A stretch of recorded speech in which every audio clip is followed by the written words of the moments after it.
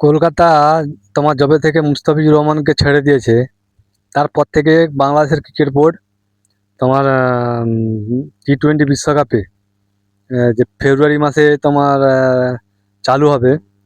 তোমার ইন্ডিয়াতে টোটাল বাংলাদেশের 4টে ম্যাচ আছে, ঠিক আছে? তার মধ্যে হচ্ছে ইডেন গার্ডেন 3টা আর মুম্বাই একটা, ঠিক আছে? তারা সেখানে বাংলাদেশের ক্রিকেট বোর্ড বলে দিয়েছে আমরা ওখানে খেলবো না, ঠিক আছে? তারা খেলতে চাইছে শ্রীলঙ্কায়।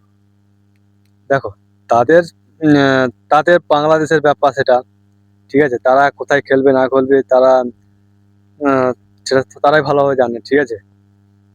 এবার এইসব কথা উঠছে, এখন রাগারাগি ব্যাপার আছে, তার জন্য এখন এইসব কথাবার্তা উঠছে, ঠিক আছে?